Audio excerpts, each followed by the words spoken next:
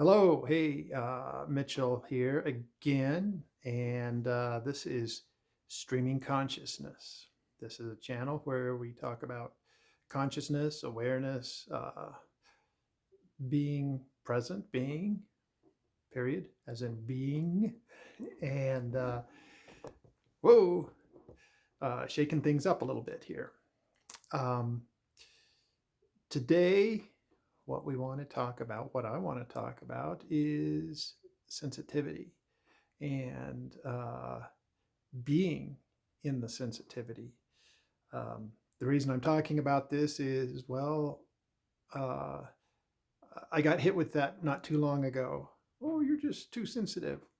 And what was fascinating too is that I had a patient who was referred to me, and the referring person said, you know, they're just too sensitive. And I kind of went into that and discovered that, you know, it's not about being too sensitive. It's about where you're coming from when the sensitivities are hitting you.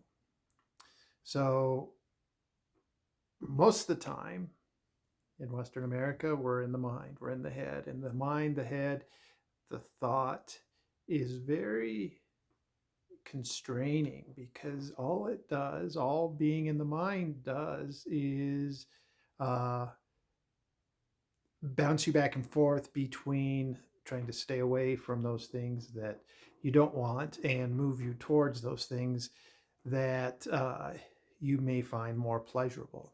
So, um, the mind, as I see it, is a filter, it's a story generator. And what it filters is all those things out there in experience land and says, I like this one. I don't like that one.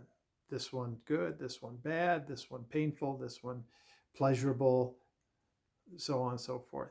And what if, what if, what if we were able to back away from the mind's continual judgment and come into a place where all things are accepted as equal? And if a preference is there, it's noted, but it's not pre-sorted. It's not cast out. It's not. It's not pre-edited. So we can have the benefit of all experiences, and we can welcome all experiences. But in the end, something manages to bring us those which we prefer, and that isn't also at the complete uh, withdrawal of any that we don't like. It's just that we've become quite accepting of all experiences. And in that way, we uh, allow this other piece, our greater consciousness, to do the sorting for us. And our greater consciousness, of course, has access to far, far, far more than just our sorting mind. So, anyway, being sensitive then is being aware that maybe there's more to me than the thinking mind. And I know from in my own personal experience is I felt like there were two of me. I felt like there was another one that was watching, and it was a early experience, and I had no background uh, in such concepts as we're talking about here, and so I kind of thought it was a neurotic experience, but um, I went with it and discovered that there was distance from this watching, me, and the thinking. And the distance gave enough space for the thoughts to quiet down and the watching one to zoom back, which, well, it actually was kind of in a much wider perspective, and notice that whatever the experiences were, whether the mind had judged them good or bad, if I was in this place of beingness, the watcher, the witnesser, there was still a sense of okayness that, oh, this is an unfolding,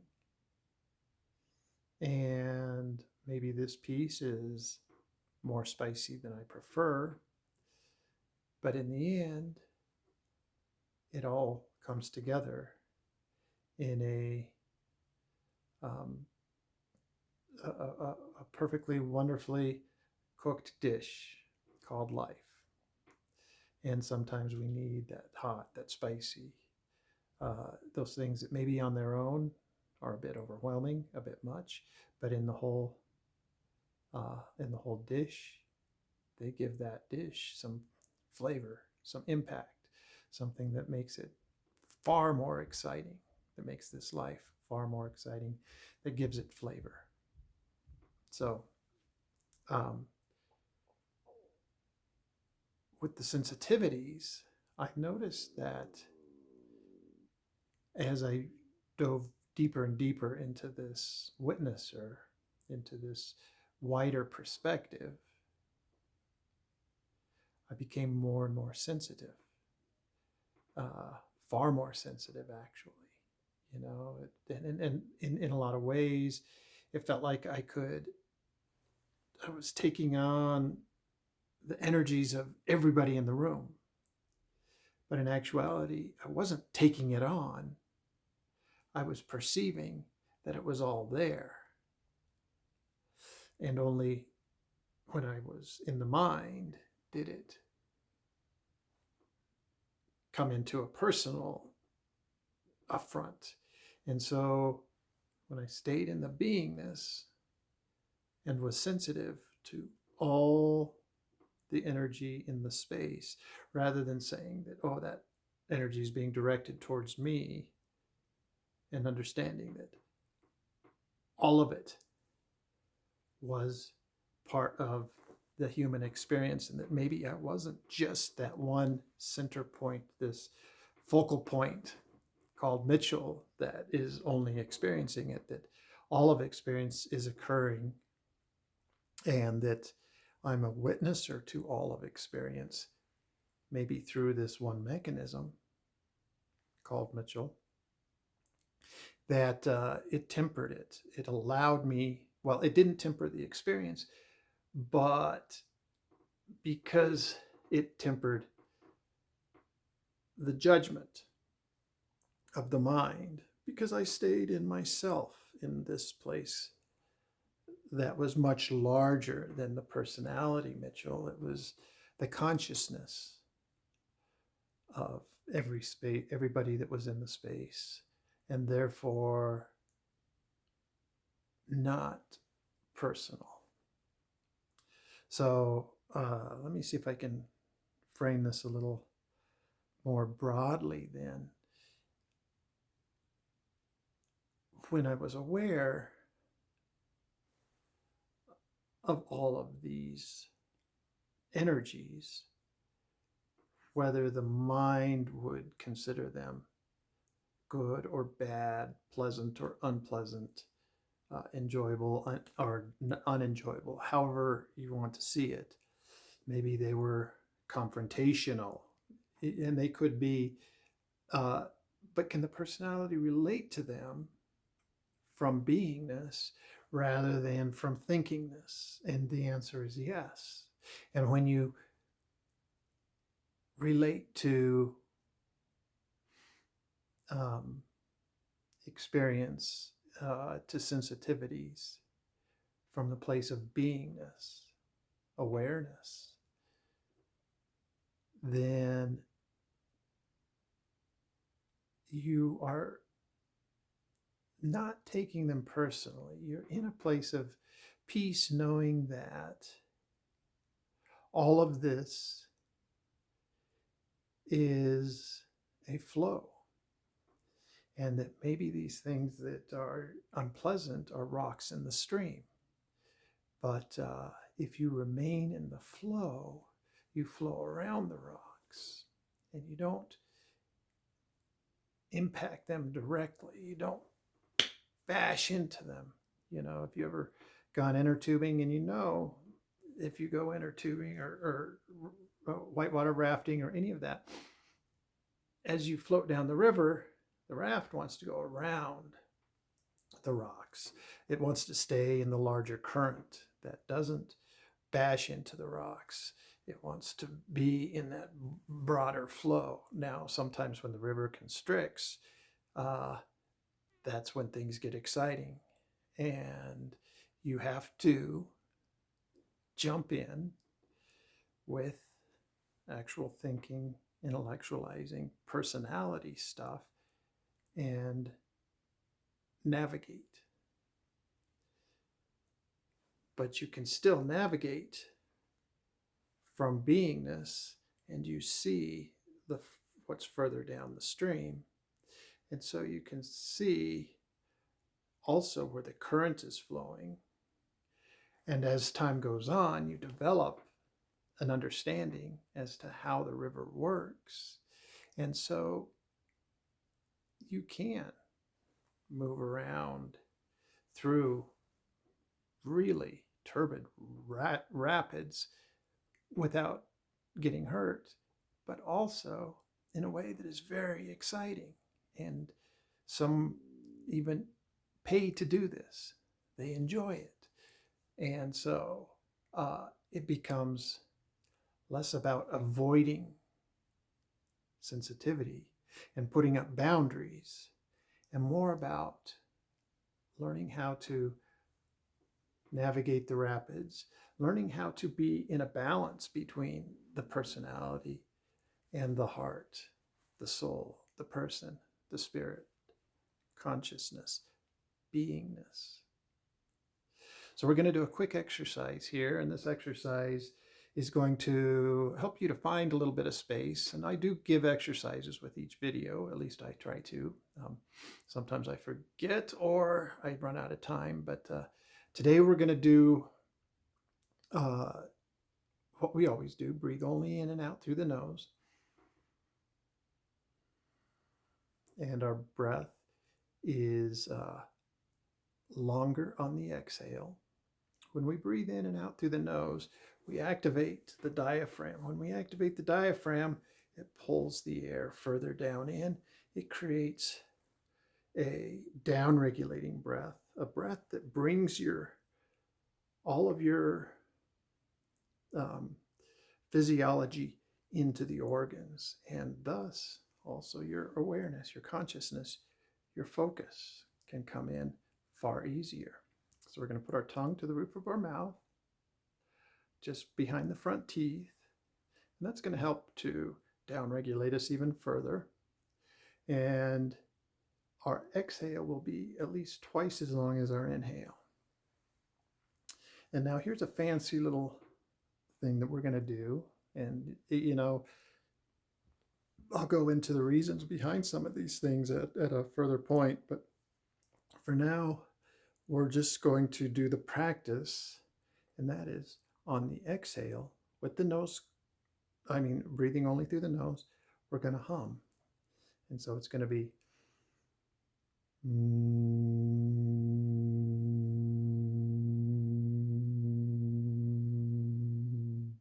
and so we want our exhale and the hum to be in the lower register, and you can feel the vibration wherever you want. You can feel, well, you can feel it in the chest, in the sternum, you can feel it in the throat, you can feel it in the nasal cavities. But what it's doing is it's bringing in more nitric oxide, which is then allowing for better blood flow, basically. Uh, and that blood flow allows you to move from the amygdala up into the midbrain, the hippocampus, the forebrain. And these give you uh, access to more downregulating or feel good chemicals, the endorphins, the serotonins, the development of melatonin for sleep, all these things. Um, but what it's doing is it's helping to put the body into a meditative state, into a state of beingness, because you're more anchored here, deeper in the core. Let's see if I can get this. You're oh, there we go. You're anchored more here, heart center lower into the sternum, diaphragm area. So we're just going to do that, and then as we do this, close your eyes, and with your inhale, bring your awareness down to the sternum. And then as you hum, keep the awareness at the sternum.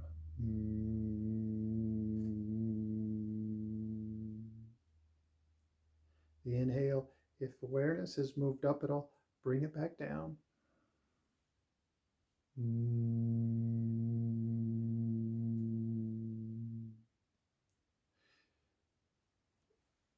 But throughout the whole experience, throughout the whole practice, keep bringing your awareness back down, down in, down in, down in. Bring your focus. I like to bring it all the way down to the sternum. You can place a hand on the belly and exhale. You might find that your awareness floats up a little bit. But as you inhale, use that as a way to refocus down and bring it into that sternum area.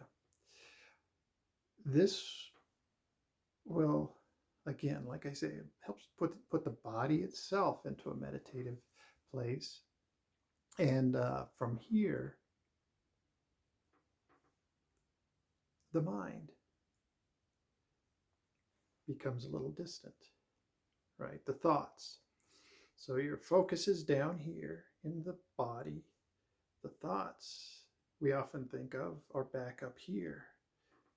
And so you can see there's distance between the focus, the I, and your beingness and thinking. And that's all we're going to do, is just be aware of the distance. And maybe as you're here with your focus down inside, awareness grows. Excuse me. Awareness, excuse me again. Awareness grows of the beingness, of awareness itself, which is just pure presence. It's just pure presence. And there isn't a need to do or think or will. You just are. And that's our practice. Maybe 5-10 minutes. Inhale, tongue to the roof of the mouth. Long inhale to the diaphragm. Long, slow exhale with the hum.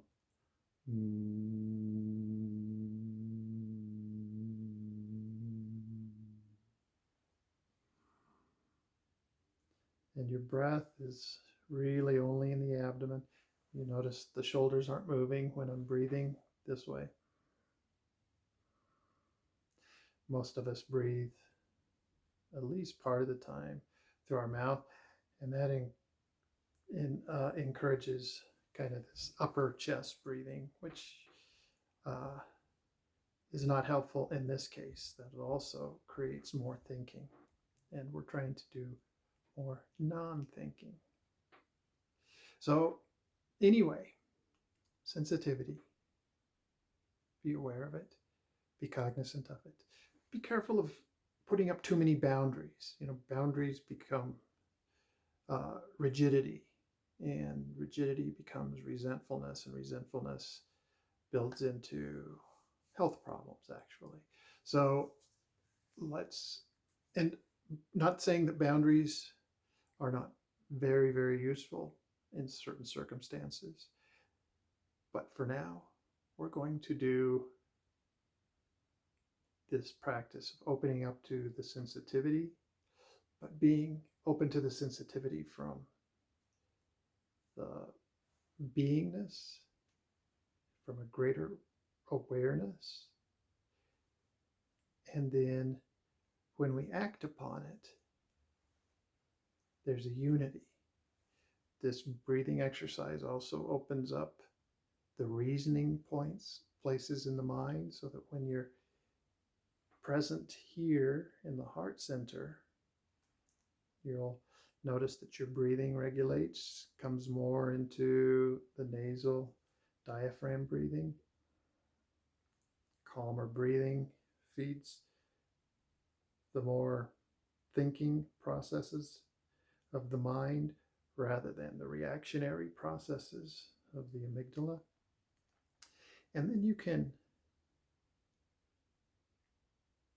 interact with your situation in a very conscious and growth-oriented way versus a reactive, constrictive way.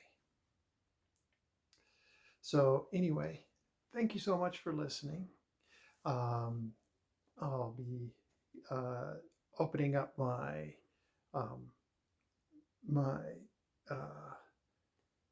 seminars and things like that in a couple months. So look for those. It's called the Mind, Body, Breath Connection. And we'll go through all the breath works and the polyvagal works and the mindfulness and the way they all connect, how to expand with the self and become a much, much larger you. Bye-bye.